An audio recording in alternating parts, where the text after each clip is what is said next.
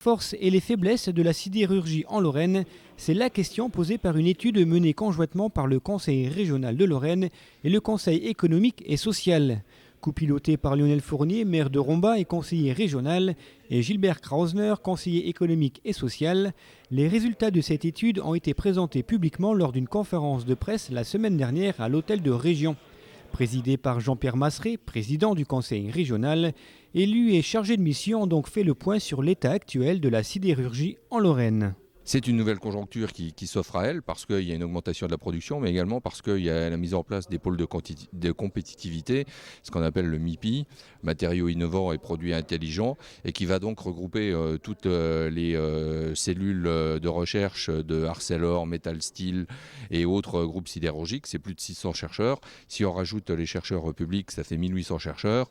Et à partir de là, ce sont ces cellules qui vont créer les produits que nous verrons en consommation dans l'acier, dans la construction, de la santé d'ici 5 ans. Donc c'est un enjeu majeur au niveau de la recherche, c'est un enjeu majeur au niveau de la sidérurgie lorraine et c'est un enjeu majeur pour l'économie lorraine en général. Si historiquement les fermetures de sites ont été vécues dans la douleur, aujourd'hui la sidérurgie dispose de nombreux atouts. Elle possède un haut niveau technologique ou encore un savoir-faire indéniable. L'enjeu pour les acteurs privés et publics est donc de maintenir à tout prix cette production industrielle à l'intérieur de notre région. Maintenant, on passe d'une image un peu démodée de la sidérurgie à une image porteuse d'avenir dans divers secteurs de l'économie. Donc, il faut à tout prix pour se battre pour que ces produits soient développés en Lorraine et non pas à l'extérieur de la Lorraine. Donc, c'est un enjeu majeur, c'est que les innovations soient mises en place en Lorraine pour pouvoir exporter cette production vers l'extérieur. Pointé du doigt dans ce rapport, Arcelor, annonçant en 2003 l'arrêt pour 2010 de la filière liquide, entraînant avec elle la fermeture entre autres de l'agglomération de Romba. Aujourd'hui, les raisons de cette annonce ne sont plus en adéquation avec l'état actuel du marché mondial de l'acier. Pour le groupe de travail, le maintien de cette fermeture ne se fonde plus sur une surcapacité structurelle, comme ce qui avait été annoncé, mais sur un principe de compétitivité et surtout de rentabilité économique. Arcelor fait des bénéfices en Lorraine.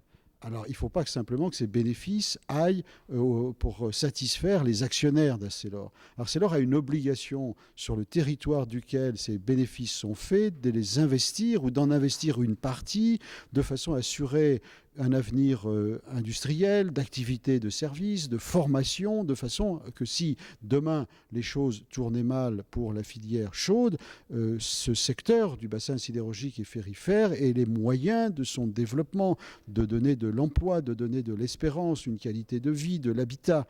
Donc il ne suffit pas de faire des bénéfices, et Arcelor en fait aujourd'hui, et d'aller faire plaisir aux actionnaires. Il faut que la responsabilité de l'entreprise citoyenne s'exprime aussi au bénéfice du territoire dans lequel les bénéfices sont réalisés, en partie en tout cas.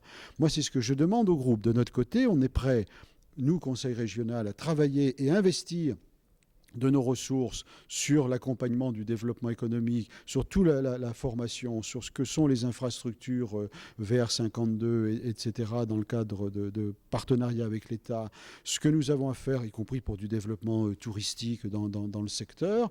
Donc on veut bien prendre notre part de travail, on veut bien être celles et ceux qui, avec le Conseil économique et social, vont rassembler, fédérer des partenaires donc de l'entreprise, de l'État, des collectivités territoriales et des départements, mais le Conseil régional a cette volonté de travailler, on fera ce travail, mais on ne peut pas rester seul. Fédérer l'État, les collectivités territoriales et locales, les intercommunalités et les acteurs privés, c'est l'enjeu des années à venir. Une synergie indispensable pour permettre à la sidérurgie lorraine de voir l'avenir avec une certaine sérénité. On peut contester effectivement les choix stratégiques de fermer la filière chaude. Moi, je suis sur cette position, naturellement, mais il faut aussi, nous, anticiper sur une situation qui pourrait être vraie demain. Donc on a la responsabilité des hommes et des femmes, des gosses d'aujourd'hui, donc il faut préparer aussi un avenir à côté de cette sidérurgie qui n'est pas dépassée, qui n'est pas archaïque, qui est là, qui existe et qui, j'espère, vivra le plus longtemps possible. Développer les pôles de compétitivité, mettre en œuvre une véritable anticipation de toutes les entreprises et privilégier la formation, voici les principales actions à mettre en place pour que la sidérurgie lorraine reste l'un des fleurons de l'industrie mondiale.